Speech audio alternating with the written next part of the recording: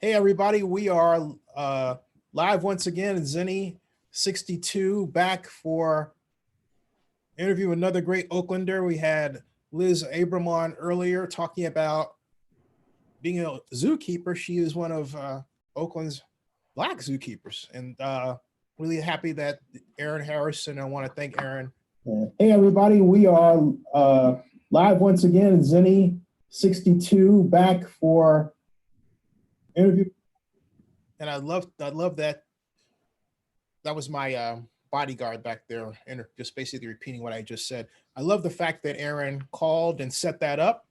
And thank you again to the Oakland Zoo. You all do a wonderful job.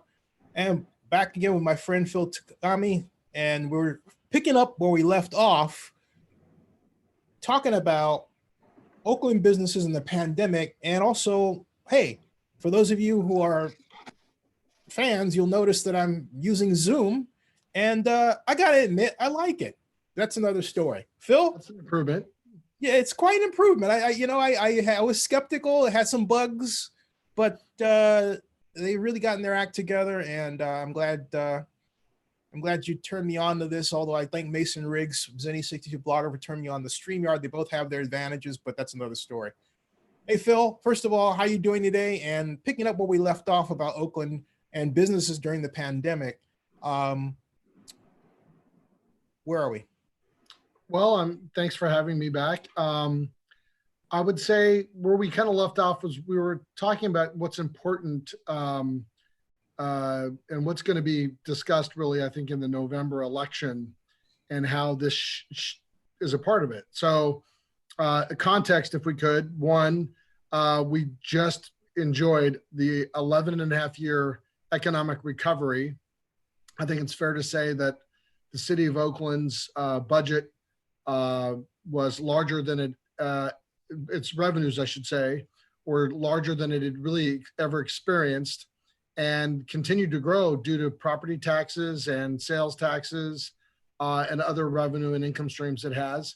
Plus, it enjoyed pretty substantial grants from not only the federal government, but also the state of California, and some regional benefits through voter-approved taxes, both for road and infrastructure enhancement, as well as other specific property taxes. It's been often said that besides Santa Monica and the city of Berkeley, Oakland has probably the most comprehensive property tax package. Very generous voters here in Oakland for a whole host of programs that are really designed to really enhance the quality of life in Oakland. So the city is facing pretty significant budget shortfalls due to what's taken place with COVID, and was looking at one before COVID surfaced. Alameda County is looking at a pretty significant budget shortfall, and now it's reported that the state of California has some $80 billion issue that it needs to contend with. So between the city and the county locally and the state, all of these levels of government seem to have pretty significant financial challenges. So that's kind of one set of issues. A second set of issues is going to be, of course, homelessness. So we were briefly talking about if we went back in time and said, what were the issues 8 years ago that were important to voters? It really wasn't on the list. It was still crime, or I should say public safety. It was education, and it was still by and large being discussed. Job creation and employment was important 8 years ago. And so, because we were just really coming out of that Great Recession. So with the unemployment numbers being what they are today, I think today's numbers were some additional 3 million people who had filed for unemployment. And I think we had mentioned that if you and I both have friends that we know that are late and slow filling out their paperwork, maybe prone to procrastination. Right. So we'll see what the real numbers will continue to look like, but that's probably unemployment numbers that are in the high double digits, getting very close to a 20% unemployment number. That's a very large number anywhere. California, in some cases, has fared better, depends where in the state you're referring to, but those numbers are significant. So we've talked now about the financial situation. We've talked about homelessness. And now, of course, we're talking about what are the issues of the day. And then, of course, now we have this public health crisis with COVID and access to healthcare and how the system is going to be able to get organized around the notion of increased testing as well as increased care and or identifying those cases that need to be isolated and how to manage the new reality around this pandemic and the no vaccine. So reopening the economy and the level of communication required from public health officials to individual businesses to building inspectors and health inspectors, and how they're going to articulate what needs to be done and how those individual businesses will be able to demonstrate compliance. Those are all very specific things that need to be done. And there's going to need to be some documentation that flows out of that. So if in fact there is an outbreak or people are exposed, there's a way to isolate what took place there and how not only that can be avoided, but how people can be contacted and seek medical attention to have the best possible outcome. Public safety has got to be number one here. And so that's a big issue, and it's a big order to fill. So it'll test these systems that are in place, how schools come back into session and organize themselves, how people come back to work, and what are the requirements going to be. From the commercial real estate perspective, has this changed how people want to do business, how they want to use space?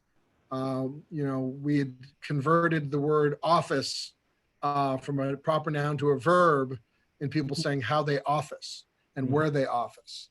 And now the question will be, with so many working from home, larger companies are going to have to evaluate the roles that people play and are they needed?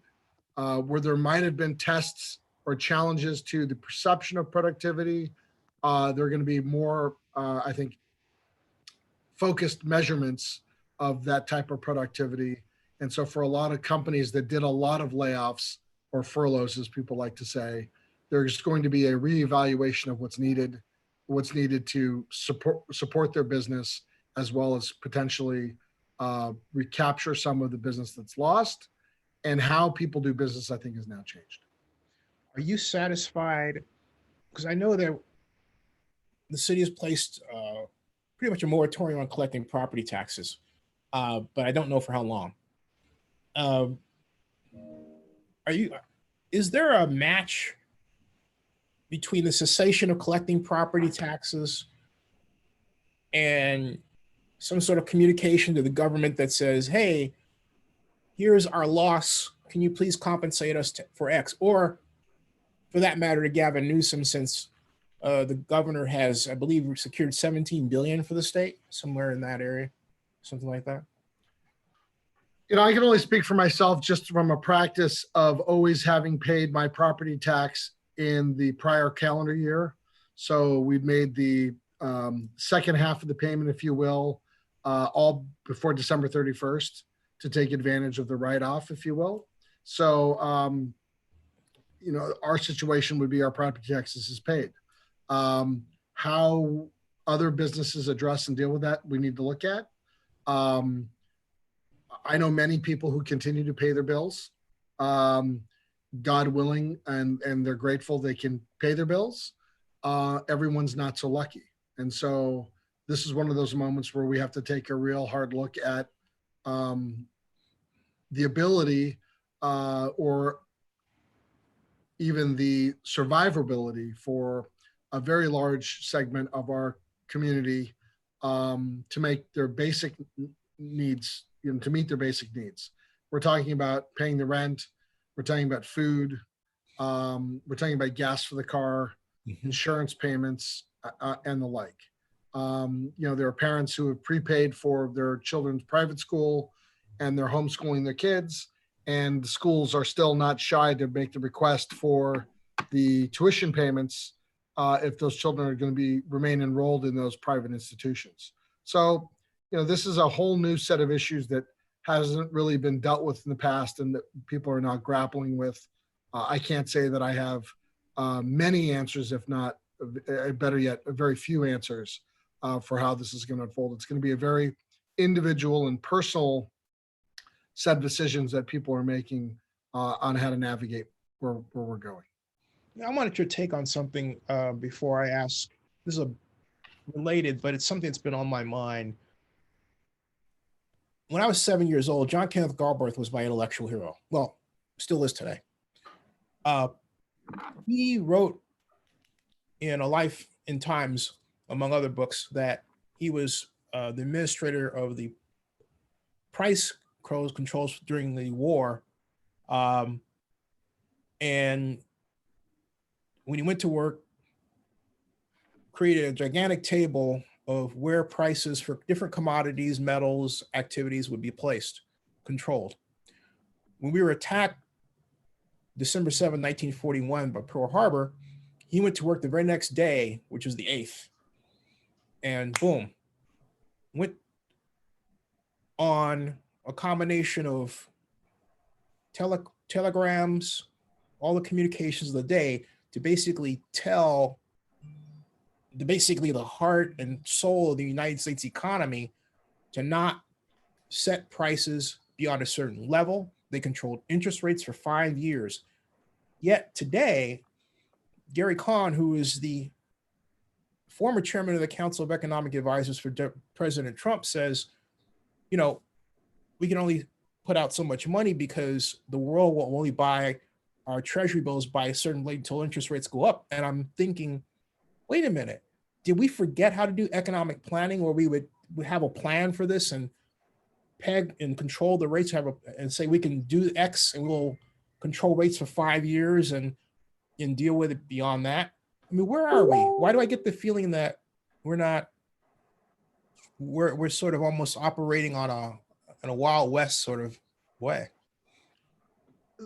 We've had a lot of discussions over coffee or maybe even over a beer in the past about running models and scenarios to project out and plan different things that could occur.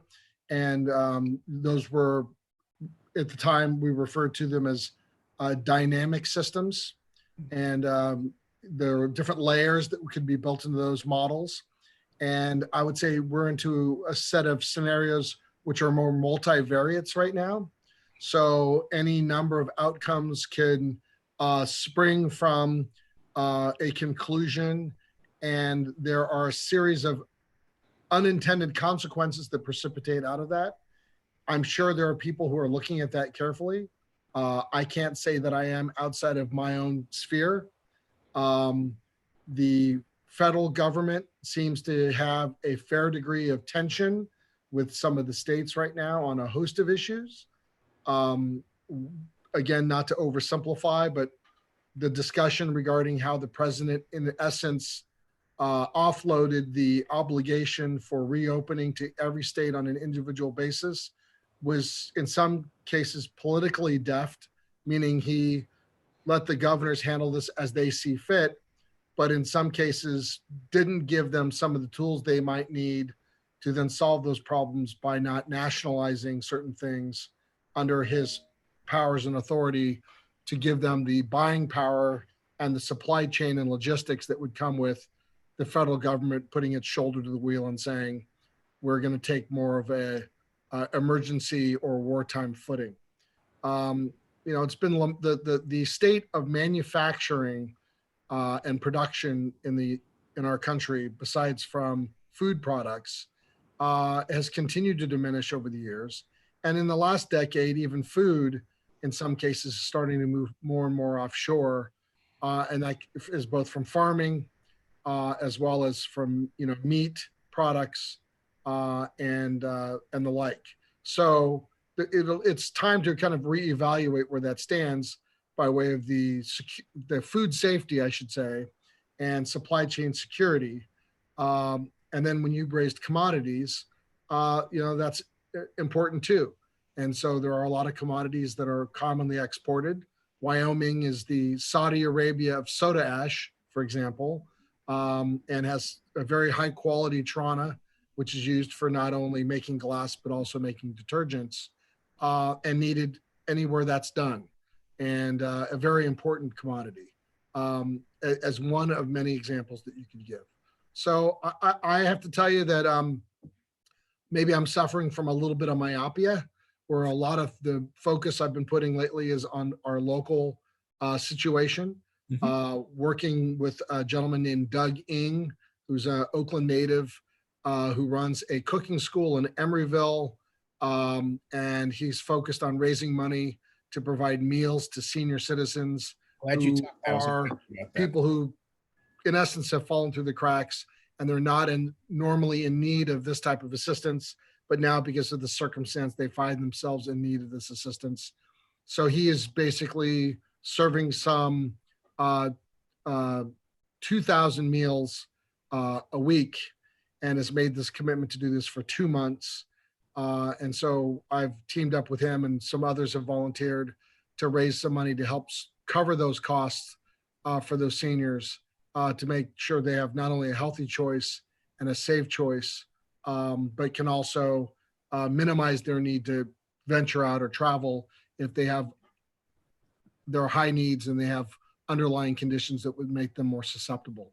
So those are the types of things we need to look at. So, you know, you would say, well, that's the government's job, or that's the county's job, or that's the city's job.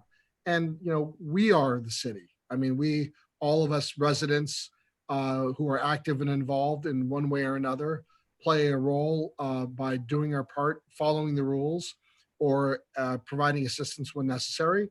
And certainly we look to the leadership to interpret the rules and follow the rules. But in some cases, these rules are suspended and under the context of it being an emergency, and a determination needs to be made, the limit that someone can go for imposing a new condition or a new rule that would supplant a well-established law that really would precipitate from not only the federal U.S. Constitution or the state Constitution and all the other statutes that have been adopted. So we have to look at those carefully, make sure people stay informed and educated, because we have to guard against unnecessary taking.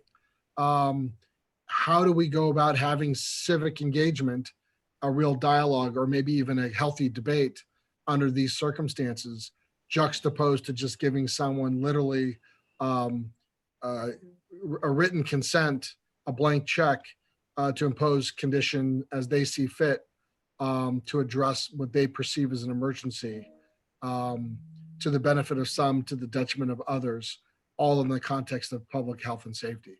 That has to be looked at. So, you know, that's all happening around here in real time.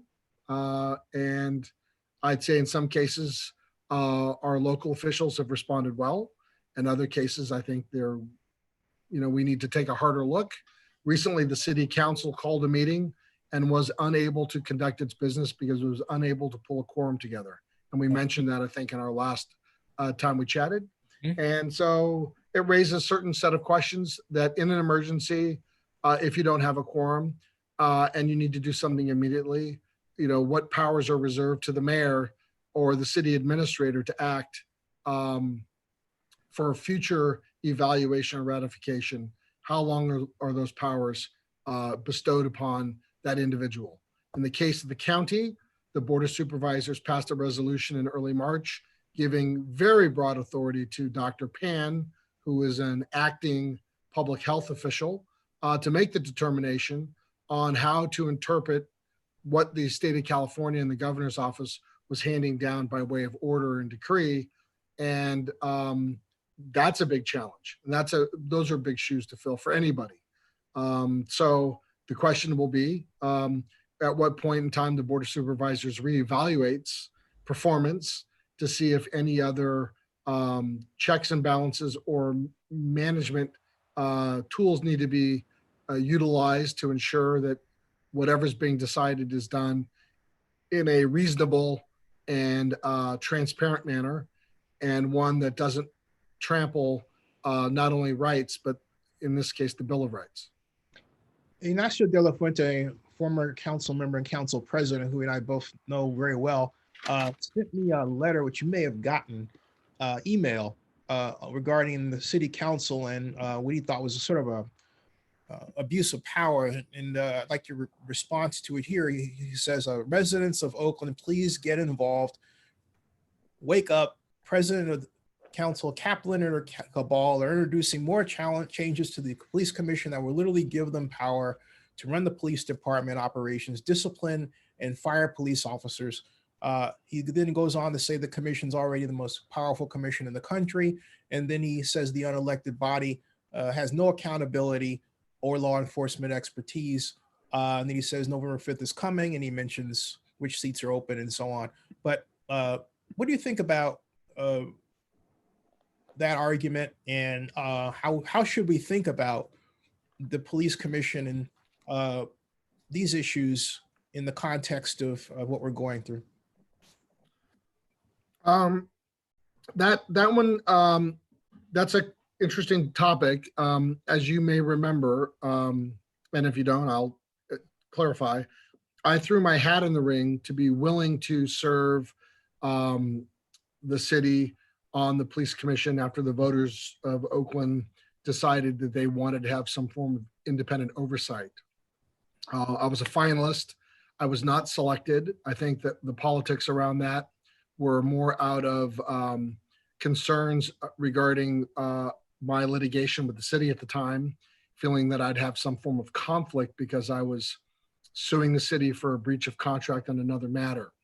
By way of pedigree, if I may, I was probably the only candidate for that post who had been on a public board appointed and in essence approved by the Assembly and the Senate of California that had interaction with, if not direct management responsibility for law enforcement officers.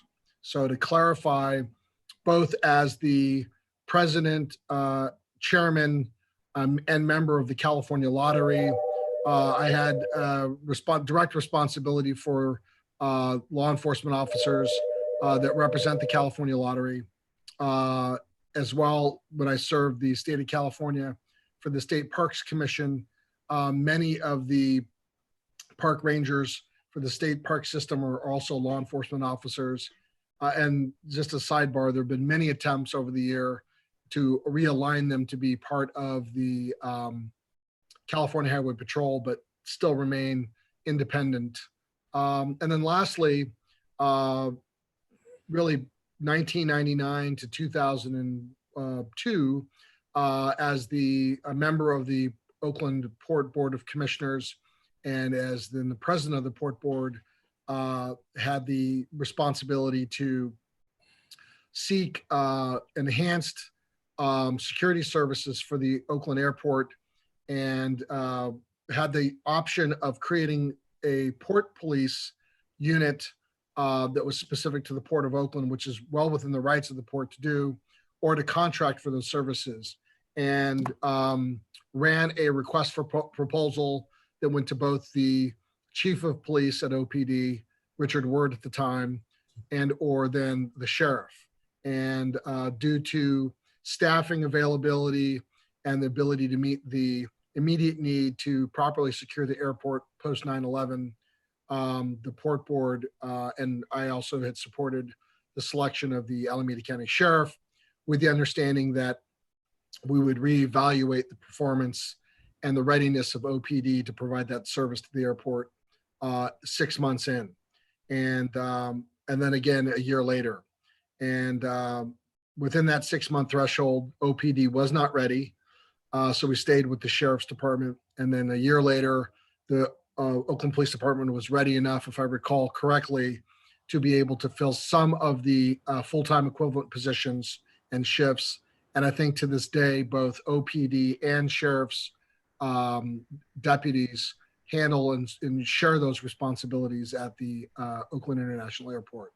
So I share that with you from the standpoint of many of the people participating and wanting to participate on the police commission had a different agenda in their desire to involve themselves.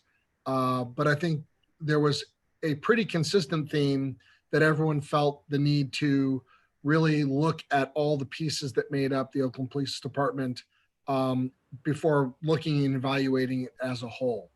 And there have been a lot of commentary made about the culture of the police department, and in some cases, controversial or inflammatory comments made by not only the mayor, but by some elected officials who were playing for good press or a specific constituency.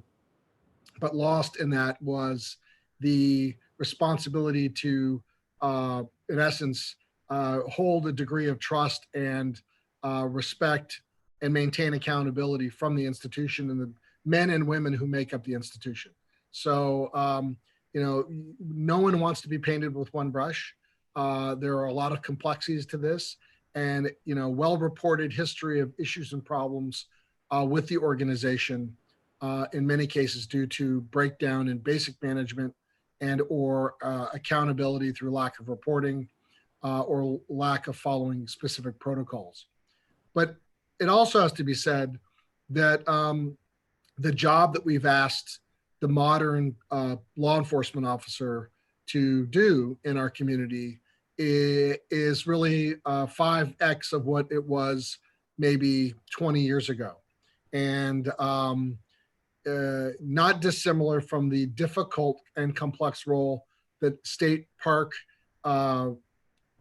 employees have, not only being there to husband resources, to educate the public on both natural resources, but also the history of things, but then also to be there as a law enforcement officer to enforce specific rules and promote and protect public health and safety, and deal with, in some cases, individuals who are in an altered state of mind or armed, and they put themselves at risk to protect the public. The job of a modern law enforcement officer in an urban setting like Oakland, that has some of the challenges that Oakland has in some of Oakland's neighborhoods, is a tall order to fill. But then when you stack all these other responsibilities on top of it, with the associated administrative burden, it's now quite an exercise. So the environment where you can start to pull those elements apart and look at what pieces at a minimum need to be maintained, or what other systems need to be put in place to be able to not only enhance individual accountability, ensure individual training, and make sure that the ratio of managers and command staff is appropriate based on the number of calls and the types of calls that are coming, with some problems that are longstanding and known by active members in the community, be it a problem hotspot or one or two problem individuals. It could be a husband and wife with a history of domestic violence or other disputes. The list goes on. So the question is, what other resources can be brought to bear to help the line level police officer who's responding to the call to be able to take note of that and seek the other resources that are available through either Alameda County or through any one of the hundreds of NGOs, non-governmental organizations, and nonprofits that exist to provide some support and guidance and direction to individuals that may need it, for any number of reasons: mental health, chemical dependency, raising their children, resolving a dispute, and the like. So I go back and say, this is an odd time to basically go for a control change of something like managing the day-to-day deployment and response of the Oakland Police Department, that's done not only in a opaque fashion, but it's being done in haste without having the thought go into it, and then goes back to the unintended consequences that may precipitate out of making that decision and that choice if you don't get the desired outcome. I'm sorry, go ahead. I'm sorry. I was just going to lead me to this question because Derek Sue, who's running for mayor, he's homeless. has been texting me about some issues that I'll leave out of this conversation because they can of their extremely detailed nature. But I digress. Um, it seems like in the conversation regarding the police commission or even the budget, we're in the middle of a pandemic, and I get the feeling that we are still clinging to issues that we would discuss if we were not in the pandemic, you know, as opposed to, for example, smash and grabs, I understand are happening at a greater rate. Um,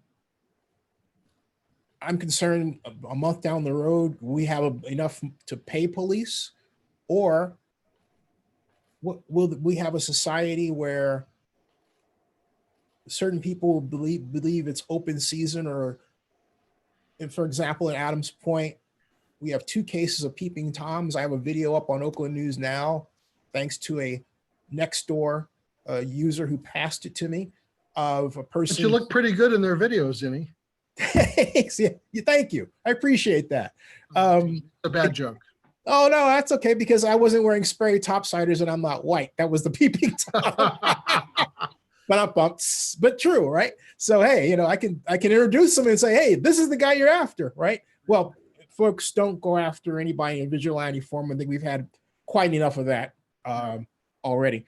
But so I was only kidding. But my point is that you do have these increased reports of people just apparently not getting the word about shelter in place and wandering around, and the police not being able to respond in a timely fashion on residents are concerned. And so I'm seeing this, and I'm listening to you and listening to other people, and I get the feeling there's this disconnect between your concerns and complaints and what the city is concerned about.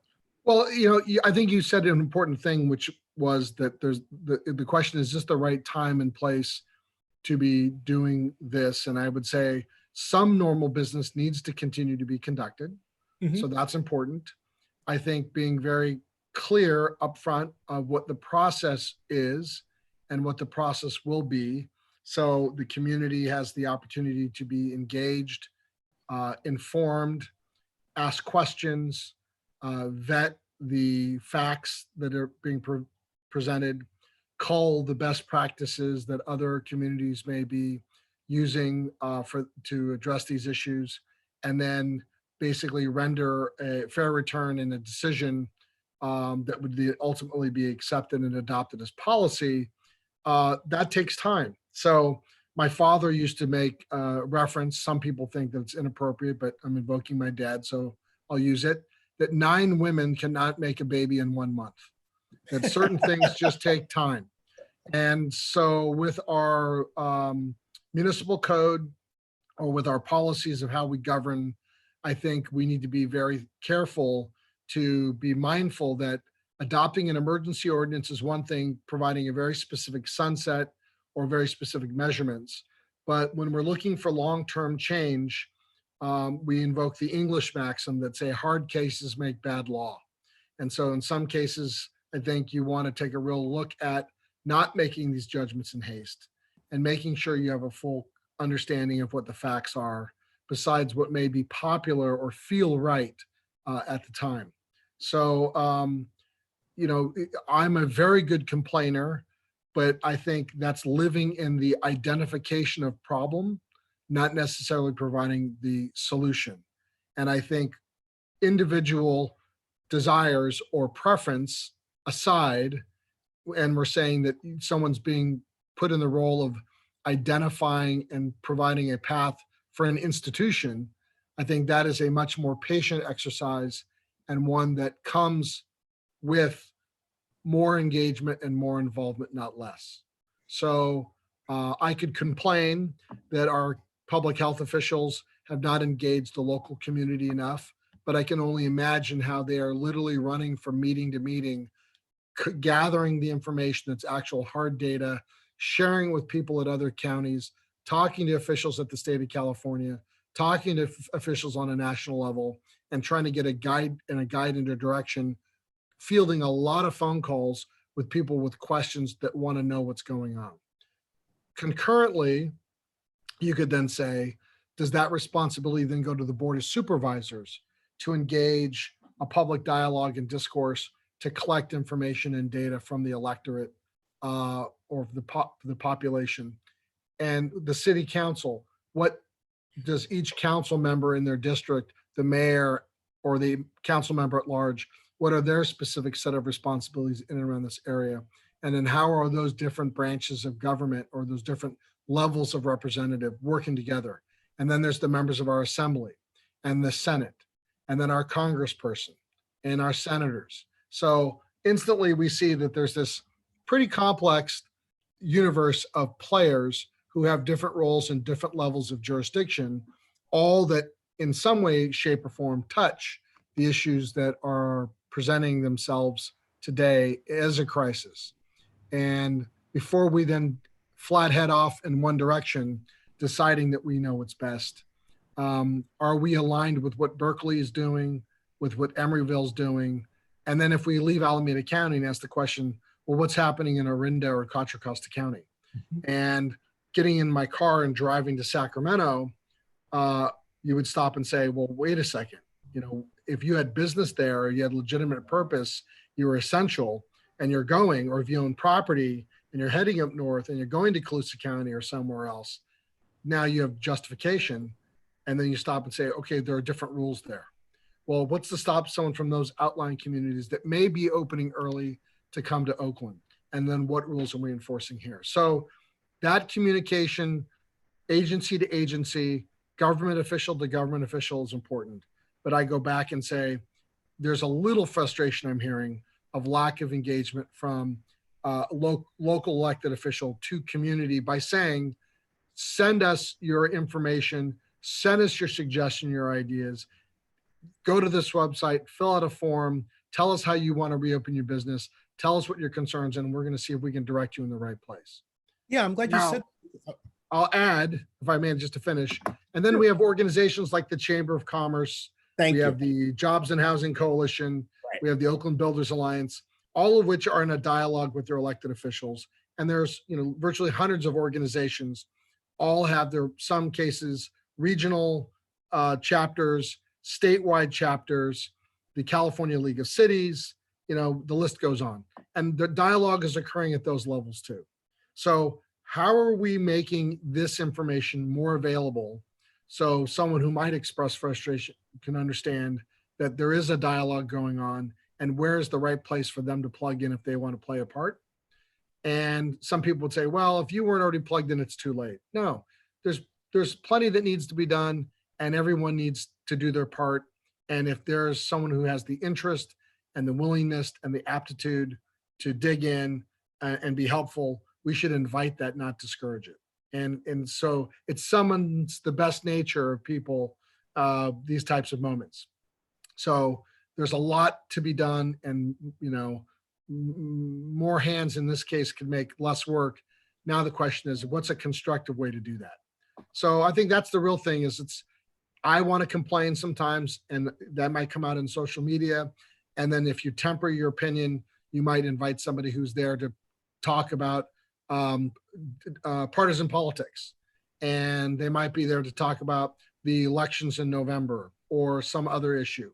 And they're using your platform of a legitimate issue to get some input from your neighbors and friends and use it to promote a candidate or a set of issues or to accuse one party or the other. And that I find that disappointing. Can people find a way to be more constructive in their opinion or even ask the question because they don't know? They can know, but they don't know. They think they know. They have a feeling maybe, or maybe they even have a belief. But at the end of the day, if given a test, do they really know?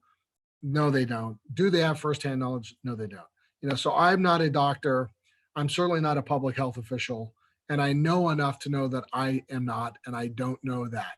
So in this case, and I think I said it before, I'm going to side with the scientists and the doctors over the politicians by way of what the issues are. And now the question is, which is a very difficult needle to thread, how to land the politician's role of explaining this and adopting something that is mindful and following the direction of the public health officials and the scientists, but in a manner that doesn't cause other hardship, economic or psychological, or erode and fracture systems and trust as it relates to society as a whole. I get asked this question a lot, and I recall that you consulted them not too long ago, I believe last year, but the Oakland Athletics are working to build a stadium ostensibly at Howard Terminal. But now we're in the middle of a pandemic. The A's have laid off people. The process seemingly is at a standstill. Do you see that as getting back on track at any time?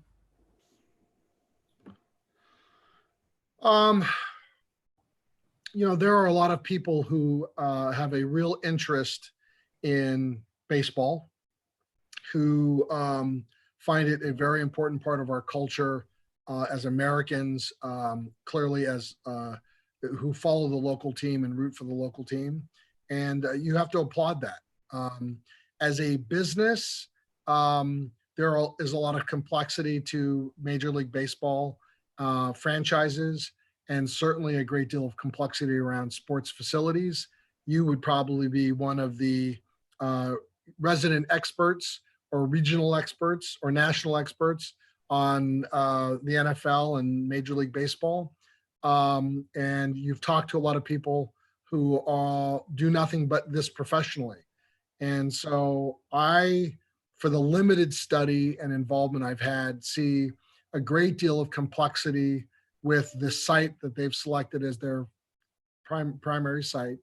I have enough information to say I don't know everything that they do, but have a difficult time making the underwriting make sense due to the site conditions that need to be mitigated, be it the neighboring Schnitzer Steel, the proximity to the Union Pacific Railroad, the environmental conditions in and around the site from activities that have taken place there for decades, the proximity to the water, loosely consolidated soils, young bay mud, a third of the site being a wharf basically or on piles, utility infrastructure that has to be enhanced to be able to support some of the development. That's water, power, sewer, transportation issues that need to be managed and mitigated, the commercial viability of what's there after you've solved for all that, and what level of involvement does the city have or not. So knowing that the A's were able to convince the county, and then maybe I'm not sure, you're more up to speed than I am, maybe even convince the city to let them have the Oakland Coliseum complex for bond debt, the retirement of the existing debt. I would say that, they got it at a discount. Yeah, and so it go through. Yeah. And so the question was there an open competitive process for the disposition and sale of that public asset? I think the answer to that is no. Were other public agencies offered that asset first? I think the answer to that is no. I think even though redevelopment's gone away, I don't believe redevelopment law has gone away. So to dispose of an asset, a 33433 report needs to be conducted, which establishes the underlying findings of what the value is that's then being disposed of. And if there are findings that demonstrate that the sale is to the net benefit of the public interest and good, then that's something that can go forward. And the city does have the right to reserve and set aside an RFQ, RFP, or public solicitation process, but has specific findings they're obligated to make as a part of the resolution. So, I mean, I'm just trying to be as objective as possible in saying that if they can make the findings, then there's no issue. So all that being said, what a complicated project. It's been going on as a dialogue in Oakland since 1998 that I'm aware of. Correct. Specific to different sites. Actually, 97. Because when I was okay, so there you go. And the reason I say that is because I brought up to city council when Nate Miley was on the council the need to build a new separate baseball stadium for the Athletics, and Nate Miley blew up and said, "We just built one for the A's." I said, "Well, I mean for the Raiders." I said, "Well, that's the problem. The A's inhabit it, but it's also for the Raiders." So in 97, I called out the problem. Just saying. Well, so that's very prophetic of you. I've said, I got a lot of flack in 2001 where I expressed an opinion on behalf of the Port of Oakland at the time. And that was me wearing my hat as the president of the Port of Oakland, that the port had issues that it needed to deal with that were higher priority than Major League Baseball. And we would defer to the city, but respect their direction, where they were pursuing a baseball facility, I believe, at uptown, which was in direct contention with the Forest City project at the time, and didn't feel that it was appropriate to shift the focus of where the marine terminals and the airport was going and what the port's priorities were, to try to put a deal together for Major League Baseball and specifically the A's. Some people thought that had abandoned a lot of the town spirit. And, if you're from Oakland, how could you not want to support the A's, and how could you not want to subsidize the A's and bring them down there? The port's obligations to the bondholders, the port's obligations to respect the waterfall, to pay its employees, to serve its customers, to promote a efficient and a reasonable cost for the logistics for the mega region, for export of 412 agricultural products, import of a lot of containerized cargo, as well as making sure that it's done in a way that is financially responsible to honor the bond obligations and not expose the city to liability. Those were in my mind, that was our mission. I got real quick. What would our late friend Richard Winnie have said about that? Wow. I'm not going to even gander or take a stab at that, in as much as, I learned a lot from Richard Winnie. And I think one of the main things I learned from Richard Winnie is, if I didn't know, just to say I didn't know. And so I don't know what he would say.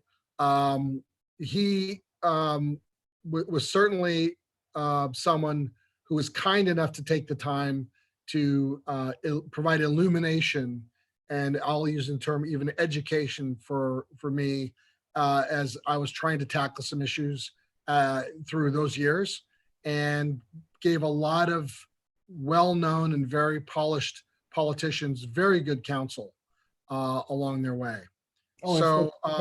If you would ask me what time it was, Zenny, I would probably want to tell you how to build the watch and not what time it was.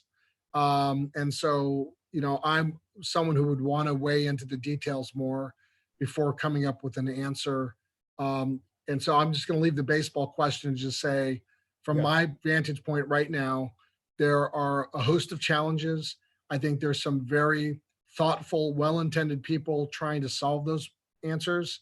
I can only imagine the frustration they have with dealing with the former city administration, the new city administrator coming in. I think a lot of people have high hopes for. But then before I write those people off and say that they're difficult, I have to be mindful of all the other issues they might be dealing with at the time, be it the crisis at the police department, maybe the budget or union negotiations, maybe it's the ghost ship fire. Oakland has had not much breathing room in between these issues of the day, right, and all of them require a high degree of diligence and focus, and one is not afforded turn-based play, if you will. You can't put the machine on pause while you think up your answer. You need to do it on the fly, and you need to show your work.